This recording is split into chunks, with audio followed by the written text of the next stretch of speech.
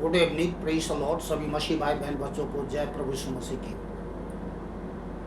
कैसे हैं आप लोग? आशा करता हूँ खुश होंगे, आनंदित होंगे, सुरक्षित होंगे और भला चंगा होंगे। मैं भी खुश हूँ, आनंदित हूँ, सुरक्षित हूँ और भला चंगा हूँ। और सब बातों के लिए पिता परमेश्वर यीशु मसीह को दिल के गहराई से कोटि कोटि धन्यवाद करता हूँ, सच्चाई से कोटि कोटि धन्यवाद करता हूँ, जिसने अपने प्रेम के निमित्त हर प्रकार से मुझे, आपको, हम सबको संभाला है, आज के दिन तक संभाला है, आत्मा प्राण दे से भला चंगा रखा है, जीवित रखा है और आज नया दिन दिया है, आशीष भरा दिन दिया है। आज संडे ब्लेसिंग डे है और परमेश्वर आज के दिन में परमेश्वर आपके जीवन में भरपूरी से आशीष देने वाला है। मेरे जीवन में भी, हम सब के जीवन में जितने लोग जीवित अद्वित परमेश्वर यीशु पर विश्वास रखते हैं, उसके बेटे हैं, बेटियां हैं, दास हैं, दासियां हैं। तो चलिए वचन को हम शुरू करते हैं। वचन को ध्यान से सुने और आज के वचन को ध्यान करें कि आज के वचन को आप इंस्टाग्राम, फेसबुक, मैसेंजर, व्हाट्सएप, हर जगह आप शेयर करें, यूट्यूब पर शेयर करें। मैं गारंटी देता हूँ इस बात को कि परमेश्वर आज आपके जीवन में वह सब कुछ पूरा करने वाला है। गारंटी मैं इस बात को लेकर के कहता हूँ क्योंकि परमेश्वर मेरे जीवन में यह अपना सत्य वचन दिया है और अपने सत्य वचन के अनुसार परमेश्वर आपको आशीष देने जा रहे हैं। आमीन। तो चलिए वचन को शुरू करते हैं प्रभु मसीह यीशु के नाम से। निर्गमन 15 अध्याय 22 से 25 आयत तक। तब मूसा इजराइलियों को लाल समुद्र से आगे ले गया और वे सूर नामक जंगल में आए और जंगल में जाते हुए 3 दिन तक पानी का सोता ना मिला। हो सकता है आपको आज तक नहीं मिला हो। फिर मारा नामक एक स्थान पर पहुँचे, वहाँ का पानी खरा था।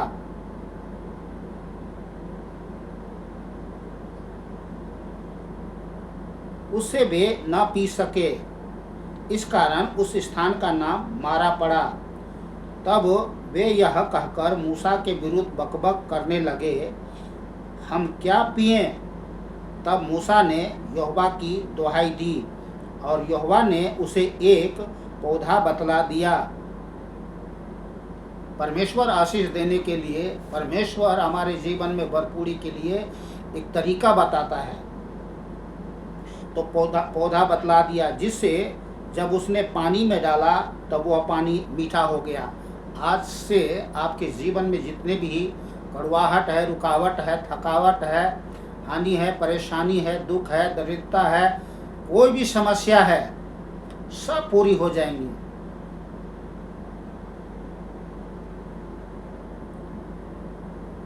ये सबके लिए है, ये सबके लिए है। जितने लोग आज के इस वचन को सुनेंगे सबके लिए हैं।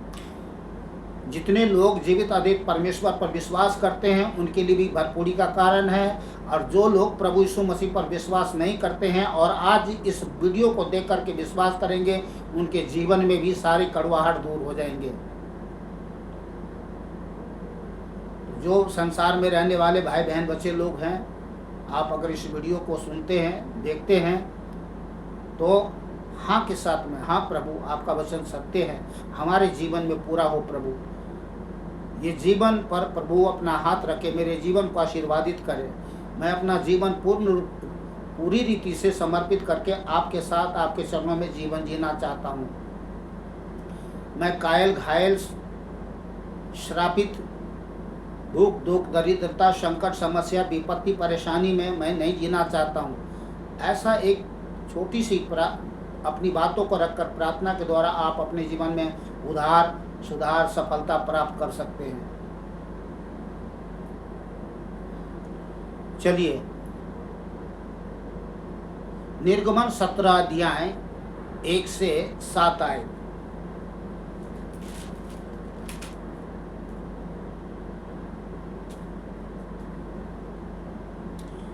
फिर इजराइलियों की सारी मंडली सीन नामक जंगल से निकली और यहोवा के आज्ञा के अनुसार कुछ करके रपीदीम में अपने डेरे खड़े किए, और वहाँ उन लोगों को पीने का पानी न मिला। इसलिए वे मूसा से वाद विवाद करके कहने लगे, हमें पीने का पानी दे। मूसा ने उनसे कहा, तुम मुझसे क्यों वाद विवाद करते हो और यहोवा की परीक्षा क्यों करते हो? जैसा आज तक बहुत सारे लोगों ने परमेश्वर की परीक्षा की है और वाद विवाद की है। वाद विवाद नहीं करनी है, परीक्षा नहीं करना है, क्योंकि परमेश्वर भला है और जो कुछ भी करता है वो हमारी भलाई के लिए करता है। हाँ, देर हो सकती है पर अंधेर नहीं होगी। तो यहोवा की क्यों परीक्षा करते हो? फिर वहाँ लोगों को पानी की प्यास लगी। तब वे यह कहकर मूसा पर बुड़बुड़ाने लगे, तू हमें बाल बच्चों और पशुओं समेत प्यासा मार डालने के लिए मिस्र से क्यों ले आया है? तब मूसा ने यहोवा की दुहाई दी और कहा, इन लोगों के साथ मैं क्या करूं? ये सब मुझ पर पथराव करने को तैयार है। ये प्रभु परमेश्वर यीशु से कहा। तब प्रभु यीशु ने मूसा से कहा, इजराइल के विरुद्ध लोगों में से कुछ को अपने साथ ले ले और जिस लाठी से तूने नील नदी पर मारा था उसे अपने हाथ में लेकर लोगों के आगे बढ़ चल। देख, मैं तेरे आगे चलकर होरेब पहाड़ की एक चट्टान पर खड़ा रहूँगा और तू उस चट्टान पर मारना, तब उसमें से पानी निकलेगा जिससे ये लोग पिए। तब मूसा ने इजराइलियों के विरुद्ध लोगों के देखते वैसा ही किया, और मूसा ने उस स्थान का नाम मस्सा और मरीबा रखा, क्योंकि इजराइलियों ने वहाँ वाद विवाद किया था और यहोवा की परीक्षा यह कहकर कि क्या यहोवा हमारे बीच में है या नहीं? हाँ है, वो है, हमारे बीच में है। प्रभु यीशु कहते हैं, क्योंकि जहाँ 2 या 3 मेरे नाम से इकट्ठा होते हैं वहाँ मैं उनके बीच में होता हूँ। तो वो हमारे बीच में है। पर संसार लोग, जो इजरायली लोग, जो संसार में संसारिक लोग हैं, वो क्या है? बात करते हैं, विवाद करते हैं, परमेश्वर से वाद विवाद करते हैं, परीक्षा करते हैं, और वो कहते हैं हमारे बीच में है कि नहीं? अरे है भाई, है। वो सर्वव्यापी, एक ही समय में सभी जगह उपस्थित रहने वाला परमेश्वर है। आप एक बार पुकार के तो देखें। पर जो लोग जीवित सर्वशक्तिमान अद्वैत परमेश्वर यीशु पर विश्वास करते हैं, उनके बीच में वो होता है, उनके संग होता है, और परमेश्वर सबको तृप्त करता है। अच्छे अच्छे पदार्थ से, चिकने चिकने भोजन से, सुख से, शांति से, आनंद से, धन से, महिमा से, शांति से, सब चीज से भरपूर करता है। आमीन। दूसरा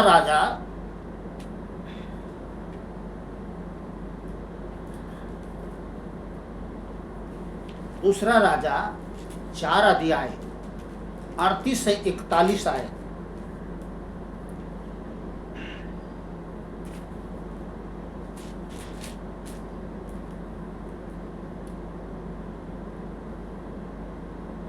तब एलीशा गिलगाल को लौट गया।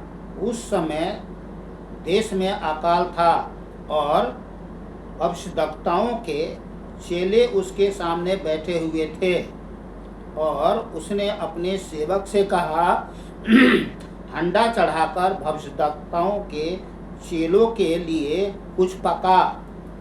तब कोई मैदान में साग तोड़ने गया और कोई जंगली लता पाकर अपनी अंकवार भर जंगली फल तोड़ ले आया और फाँक फाँक करके पकने के लिए हंडे में डाल दिया, और वे उसको न पहचानते थे। तब उन्होंने उन मनुष्य के खाने के लिए हंडे में से परोसा। खाते समय वे चिल्लाकर बोल उठे, हे परमेश्वर के भक्त, हंडे में जहर है और वे उसमें से खा न सके।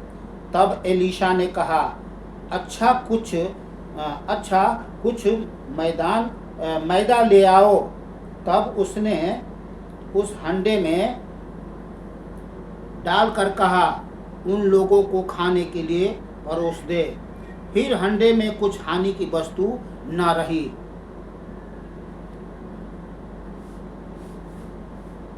तो परमेश्वर,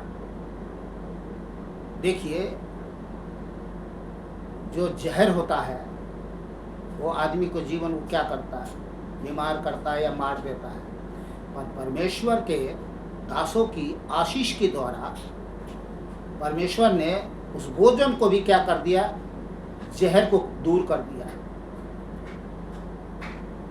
तो जिस भोजन से लोग बीमार होते हैं, अनजाने में नहीं जानते कि हम क्या खा रहे हैं, पर यदि खा लेते हैं तो क्या होते हैं, बीमार पड़ जाते हैं या मर जाते हैं। लेकिन परमेश्वर के लोग क्या करते हैं, आशीष करके भोजन को खाते हैं, प्रार्थना करके आशीष करके भोजन को खाते हैं।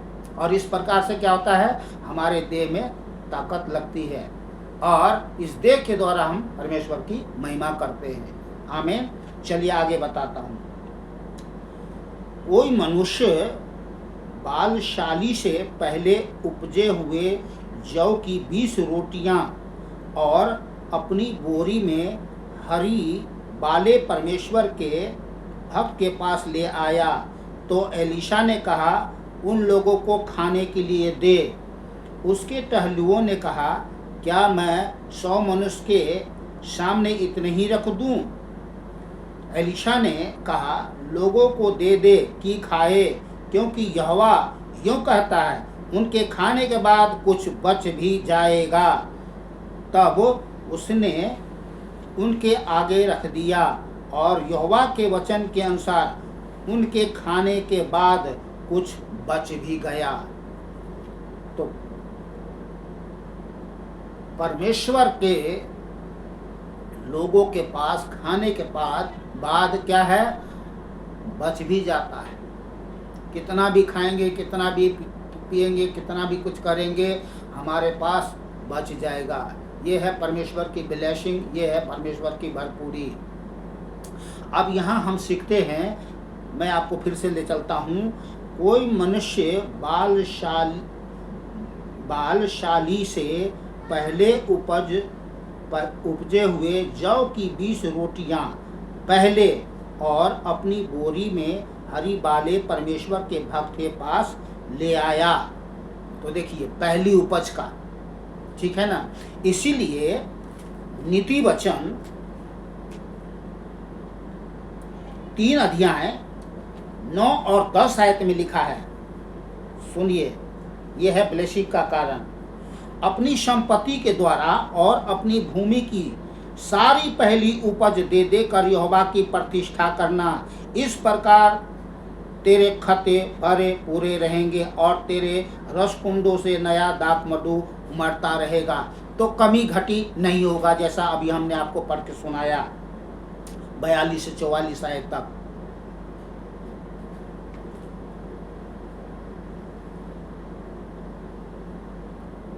दूसरा राजा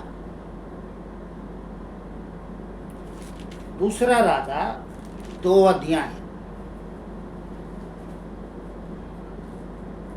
19 से 22 आयत तक।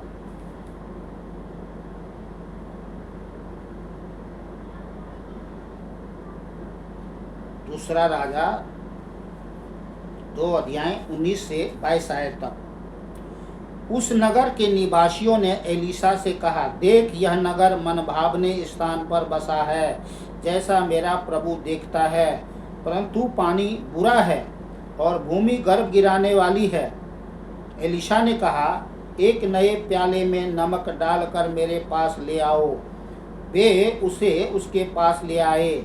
तब एलीशा वह जल के सोते के पास निकल गया और उसमें नमक डालकर कहा, यहोवा यूं कहता है, मैं यह पानी ठीक कर देता हूँ, जिससे वह फिर कभी मृत्यु या गर्भ गिराने का कारण न होगा।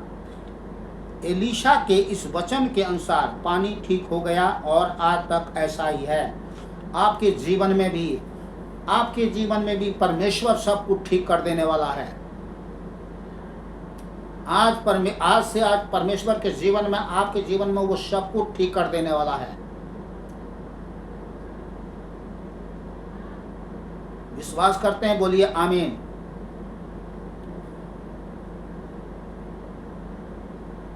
यूहन्ना 2 अध्याय, यूहन्ना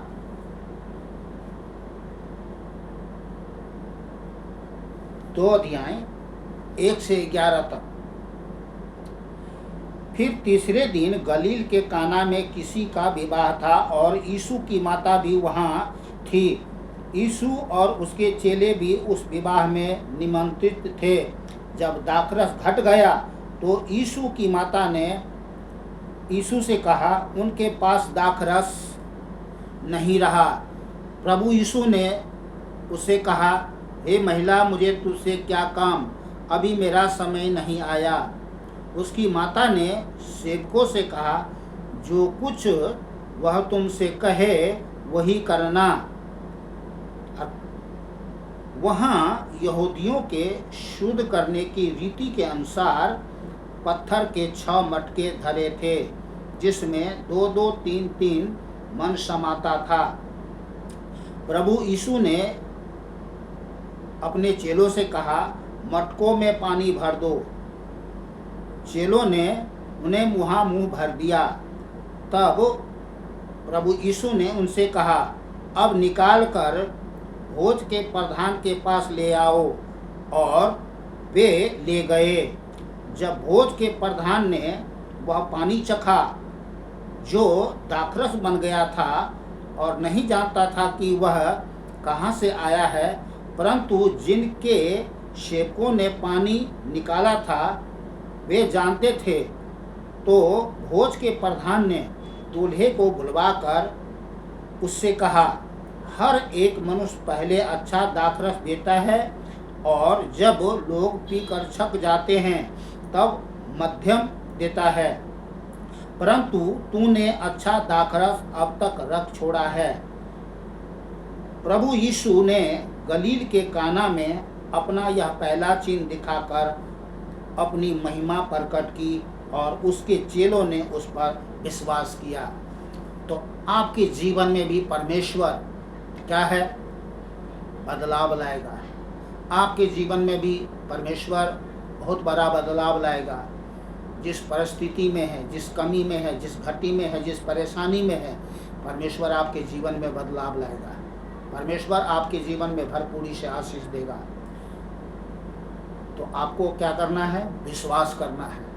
विश्वास करिए और विश्वास करके बोलिए हाँ, यस, आमीन। परमेश्वर महान है, सर्वशक्तिमान परमेश्वर है, चमत्कारी परमेश्वर है। हर एक मनुष्य के जीवन में चमत्कार करता है। वो मनुष्य नहीं जानता, पर जो लोग जीते अधिक परमेश्वर को जानते हैं, मानते हैं, विश्वास करते हैं, उस पर निर्भर रहते हैं, वे अपने जीवन में भरपूरी से आशीष पाते हैं।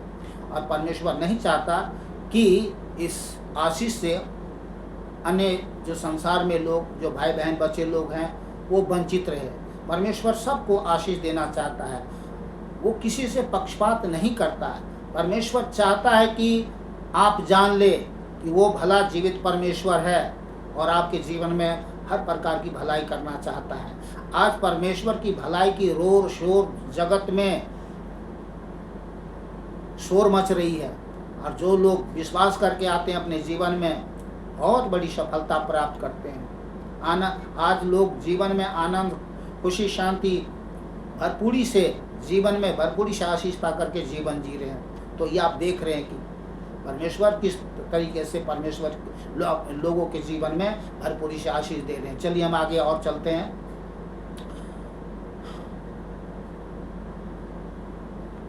पहला राजा 17 अध्याय 8 से 16 आयत तक।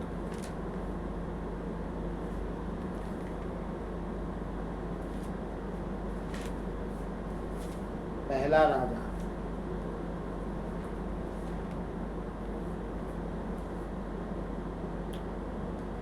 17 अध्याय।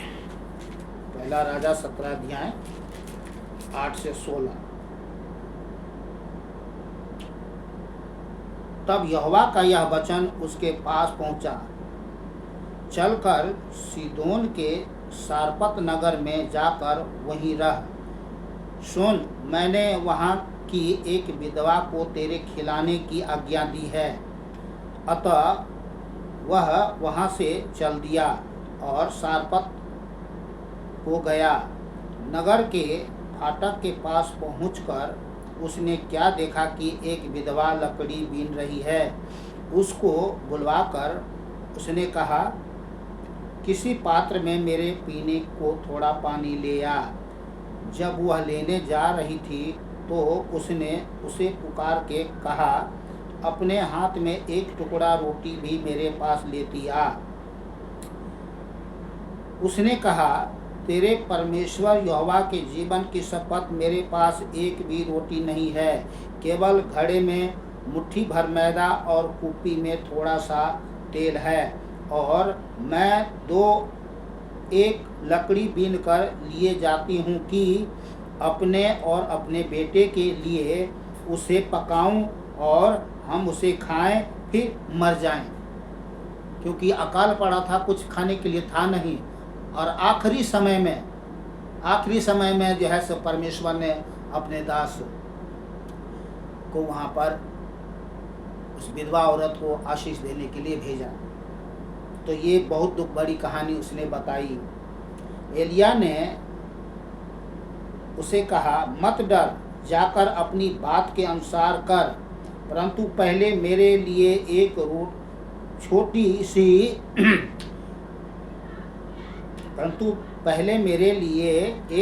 सी रोटी बनाकर मेरे पास ले आ।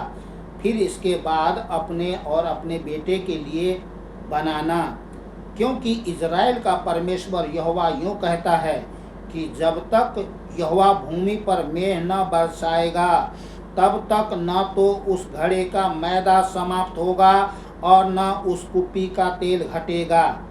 तब वह चली गई और एलिय्याह के वचन के अनुसार किया।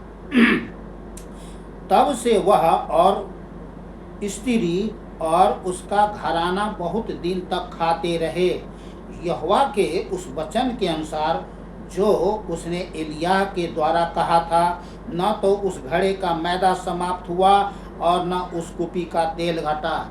आमीन, हालेलुया। तो आज परमेश्वर हमारे जीवन के द्वारा आप सभी से, विश्वास करने वाले भाई बहन बच्चे लोगों से यही कहना चाहता है कि हो सकता है कि किसी कारण बस आपके जीवन में, घर में, परिवार में कोई अकालीपन हो, दुख हो, संकट हो, समस्या हो, विपत्ति हो, बहुत प्रकार समस्या हो सकती है। उन सारे समस्या से दूर करने जा रहा है और भरपूर करने जा रहा है अपने वचन के, अपने सत्य वचन के अनुसार। प्रभु यीशु के नाम से आमीन।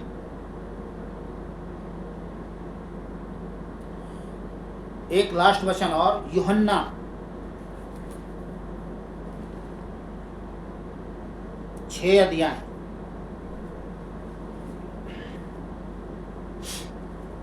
1 से 14 आयत तक। इन बातों के बाद प्रभु यीशु गलील की झील अर्थात तिबिरियास की झील के पार गया और एक बड़ी भीड़ उसके पीछे हो ली, क्योंकि जो आश्चर्य कर्म वह बीमारों पर दिखाता था वे उनको देखते थे।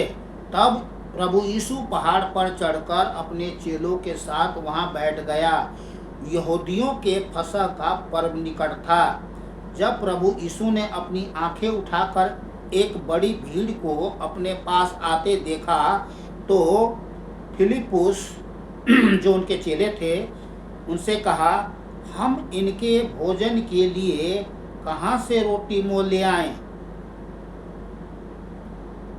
उसने यह बात उसे परखने के लिए कही। क्योंकि वह आप जानता था कि वह क्या करेगा। प्रभु यीशु मसीह आप जानता था कि हम क्या करने वाले हैं, पर अपने चेलों को ये कह रहे हैं कि हम इतने बड़ी भीड़ को खिलाने के लिए हम रोटी कहाँ से लाएं।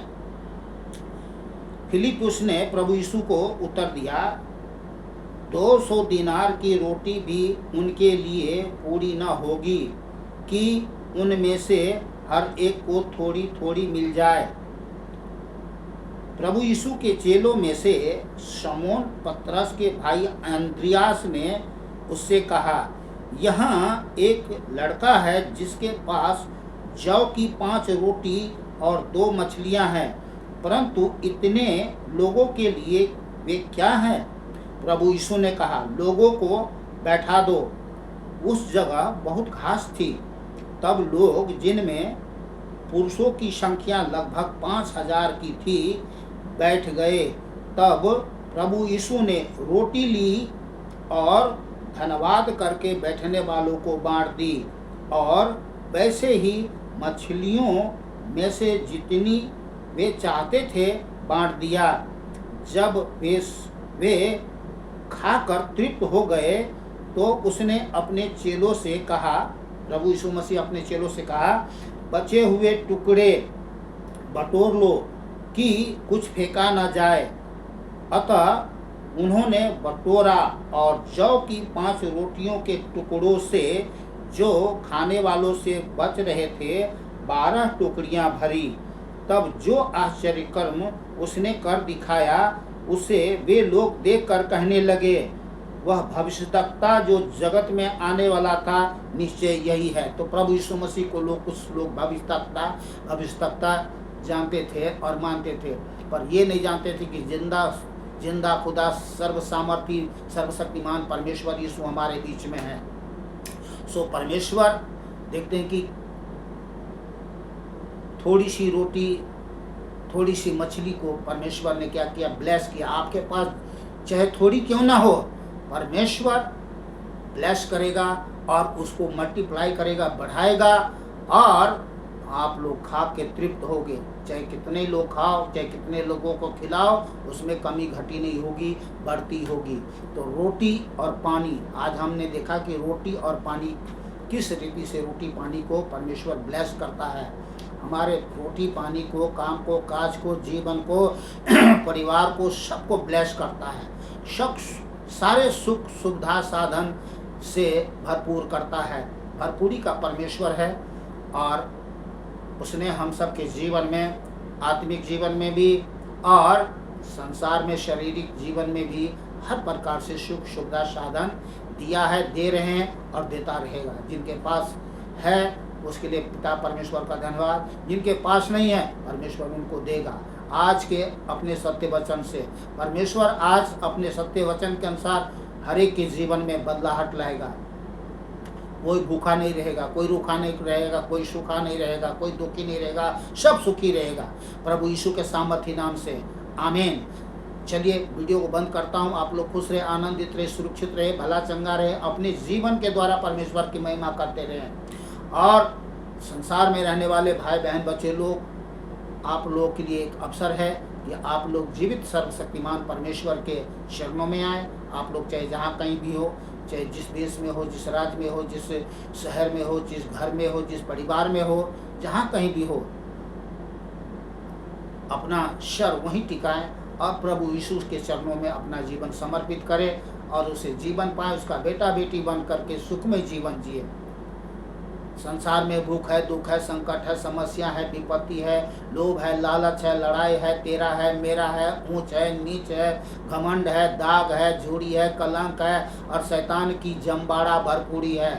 तो क्यों इस महा जंगल जंजाल में जीवन जी रहे हैं आप लोग? आपके लिए अवसर है। परमेश्वर चाहता है कि आप लोग उसके शरण में आ जाएं। क्या ही धन्य है वह पुरुष जो उसके शरण में लेता है, जो उसके शरण लेता है। धन्य हो जाओगे। और जैसे हम धन्यवाद कर रहे हैं, आप भी धन्यवाद करते जीवन जियोगे। चलिए वीडियो को बंद करते हैं। सभी भाई बहन बच्चों को फिर से नमस्कार, सत श्री अकाल, आदाब, जय प्रभु यीशु मसीह की।